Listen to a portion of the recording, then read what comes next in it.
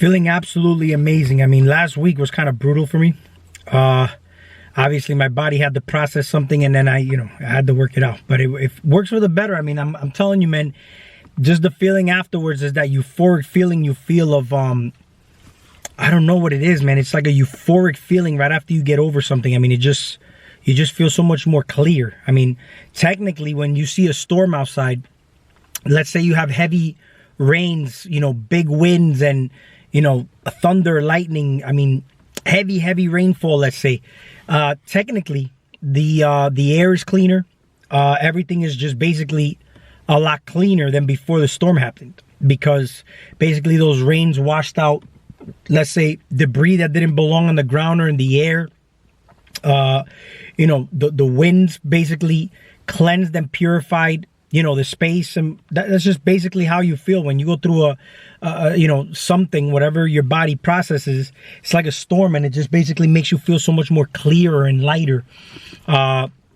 It's a beautiful feeling. So there's certain times where people say, I haven't been sick in 2-3 years.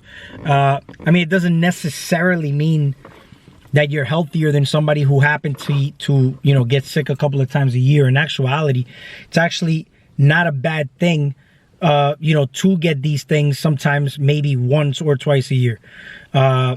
Same way we got spring cleaning, where you do spring cleaning in your house, and then you got flu seasons when it's at the cold time of the year. I mean, think about it. It's just basically the inversion of it. So spring cleaning you do outside, and then, you do your body just does a natural winter cleaning when we have these cold and flu seasons, which again, another thing is that if you have that in your mind that, cold and flu season exists, I mean, you're more than likely to basically experience those things through cold and flu season because you believe it to be so. I mean, you're basically in control of your reality more than anything else. Now, I want to get into just basically that, where you're basically in control of your reality. I've also noticed a lot of people would say, they want to change something about themselves. I heard this more through the New Year's resolution and whatnot. Oh, I'm going to give this up and I'm going to give that up and I'm going to do this, I'm going to do that. This whole thing is a mental game, all right? And everything that you set your mind to, obviously, is going to benefit you because you're actually mind controlling yourself or mentally training yourself. But it's going to require a lot of discipline. That's like if somebody realizes and recognizes that they have a weight issue, but they wait till the New Year's resolution to do it beforehand. I mean, you would have to actually have your mind set and stick to the discipline of being able to say, I'm going to change my weight. I'm going to lose some weight and whatnot. But it's all going to happen based on your discipline. Now, also realize this, though. The moment that you say, I'm going to give this up, I'm going to give that up, you're technically declaring war on the opposition of what you're trying to do. And you'll notice that these little things somehow start to pop up a little bit more aggressively, such as hunger pains. People, places, and things might present themselves in your life to challenge you. And it's not that it's done purposely, but it happens through synchronicity. See, people think about life happening through synchronicities only when good things are happening, but it also happens when certain unfavorable experiences, it may be, that the synchronicities are going to happen based on the choices and decisions you made. Like, you may actually have people, oh, I'm having a barbecue, oh, I'm having this party, and then at this party now, let's say it's a good friend of yours, you decide to go, they might have junk food or alcohol or whatnot. These temptations are going to be there, and it just pops up out of nowhere sometimes. These things just basically pop up and you're like, God damn, where the fuck? It's like this. It's like because this happened to me, when you basically are with a girl, for some reason, you have all these girls that want to talk to you and get with you. But then the moment you're single and then you're like, okay, I'm available, I'm going to go look for a girl now. All of a sudden now there's no girls anywhere. You know what I'm saying? And that's happened to me, where I've actually noticed things like that. And it could be on the opposition, where you basically want something so bad that you set your mind to it. Like you're into a car now, and all of a sudden now you start seeing this car everywhere. It's not that the car was never there. It's just that you never really noticed it. You know what I'm saying? But everything is always happening synchronistically. So synchronicities could happen in a favorable or an unfavorable way. Now you could decide, of course, this is the point of like consciousness, to make the proper choices to actually, impact your life, as far as how you see it synchronistically. That's why, be aware that the moment, like sometimes it is better to just say, I don't give a fuck, you know what I'm saying? But there's also that fine balance between saying I don't give a fuck to just saying I don't give a fuck and being like completely reckless and letting things just fall apart and, go to shit. It requires order, you know what I'm saying? But order from you out of the chaos that's basically life. Life is basically just chaotic.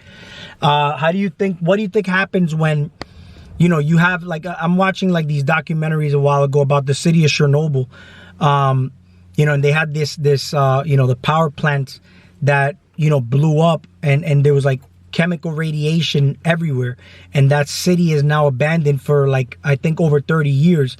But what tends to happen is that because there's been no maintenance and no order basically maintained as far as like, maintenance on the streets or whatever, the, natural Greenland is basically taking over and reclaiming it. Nature reclaims the space that was built on top of it.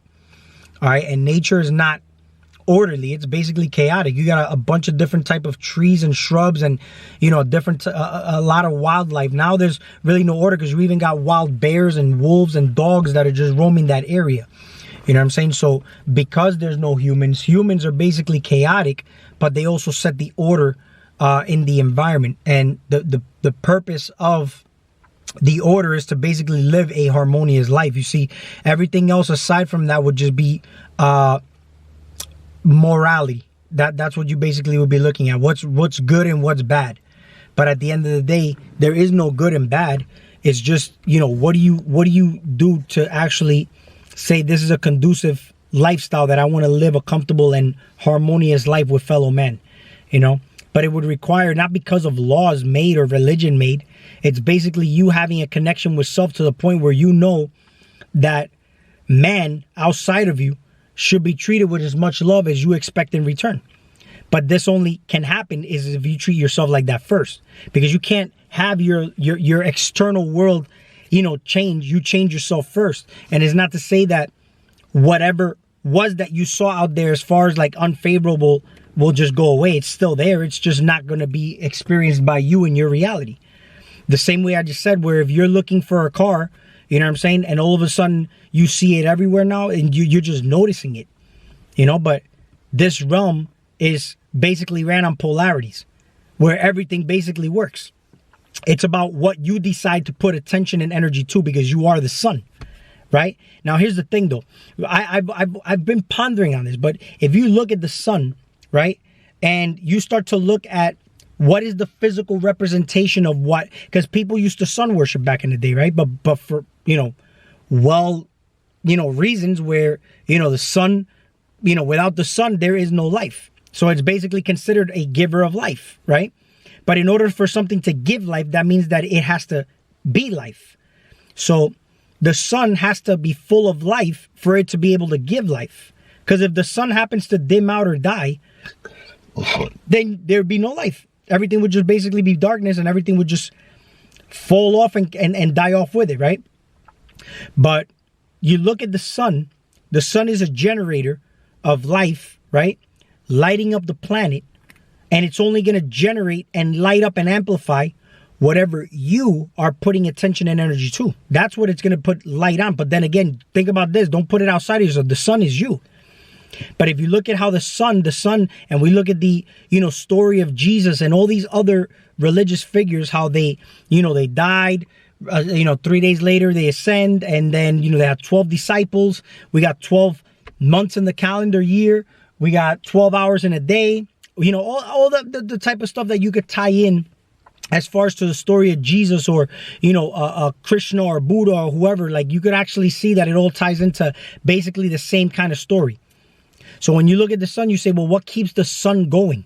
You know what I'm saying? What keeps that light glowing ball in the sky going? What keeps it going for so many, billions of years? Like how is it just still up there and it's able to, give life and have so much of itself, right? But then you look at that as a blueprint, because I start to look at the human body, you could look at somebody and just be like, yeah, that person's alive. But aside from it, just look beyond that physicality and you say, wow, but you start to really categorize what is actually life. You know what I'm saying? What is the life? You notice how children light up an environment. You could be in a house, everything's quiet, dull, and all of a sudden you have a child running around. You start to hear the sounds of the child being so full of life. You can see the life glowing from his eyes, and they light up your space. They light up the environment, because the child is young, full of life. But then when people get older, they start to look duller, dimmer. Their attitude starts to change. They get quieter. They slow down.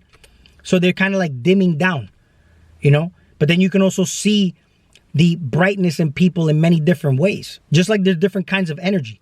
You can have sexual energy, but then if somebody's low on sexual energy, it's not like you can basically reverse that by giving them caffeine. Yeah, caffeine is going to give you a lot of energy to move around, but it ain't fixing that particular area of energy called vitality, because there's different types of energy.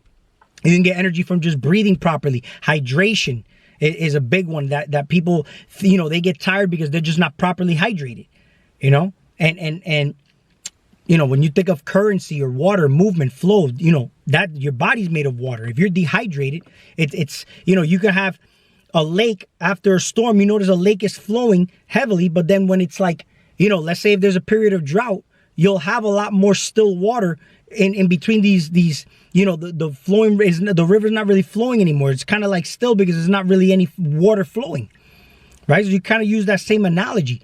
But when you start to look at it as far as like elements like water, fire, electricity, like your cells produce a certain amount of electricity.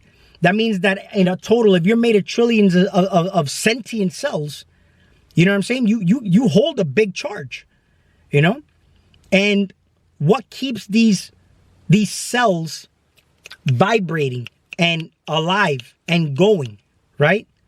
Because necessarily I've always made the example that if you, the individual that's basically listening to this, if you die, does the world continue? Or are you actually here by yourself because there's really nothing going on out there? Meaning that everybody that's outside of you technically doesn't really exist, right? Nothing really exists. There's really nothing going on out here. Everything is just basically, you're playing this game by yourself. Discovering these mysteries, why do you think you run into so many different rabbit holes? Why do you think you run into so many different dead ends? Because there's really nothing to find out here. People say, I'm finding myself. I'm going to, I'm doing work on myself. But it's just as easy as just having a quick realization, like a quick paradigm shift. Realizing in an instant that there really isn't nothing to look for. There's really nothing out here. Everything you're seeing is a projection of yourself. But, the way you see it, if it's unfavorable, knowing this is just basically going back to yourself and figuring out why you see things the way you do. What can you prune out of your life that would lighten your load or let more of that light in? That's basically, there's things that are basically canopied and they're shadowed. Where can you prune to let some light in and allow more vitality and growth and more abundance in your life? Because it's all just a mindset. You see, I've noticed this. I've been in positions where I've had a hell of a lot of money in my pocket. I don't have money issues, and I don't really ever want to have money issues. I want to make sure my mind is always sharp in that area. All right, but here's the thing though. If, let's say in an instant, you need something, but it's not in your pocket at the moment, but you need it at a certain time. To me, true abundance is when things just happen to appear when they're supposed to appear. But it's not like you're saying, okay, well, I have a bill due in 10 days, so I'm just going to expect it to magically appear. Do you get what I'm saying? Things like this could happen. But the thing is that if you're flowing a certain way or living life in a synchronistic way, where you're doing things that you enjoy rather than chasing things, let's say, things will always return in a way where it's like a law of reciprocity, where it's like a give and take. It always comes back in a certain way as far as monetary gains go. Because, see, money is nothing but a symbol. And it's a symbol of power here but the only reason it's a symbol of power, meanwhile, it's not backed up by anything. It's just simple paper printed up on a machine, no different than printing up $1 bill to a $100 bill. But the reason it's a symbol of power is because of the amount of energy people put into it, the amount of attention, the amount of interest that people put into money. It's a symbol of power. But it's nothing but that, just a symbol, something you can actually attract into your life. Okay?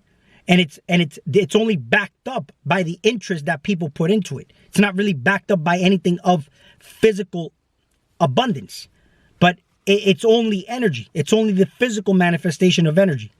So let's say if I'm doing something with absolute love, then I can only get that symbol of power in return only because I'm putting the attention that I'm putting into something I love is actually making me vibrate higher.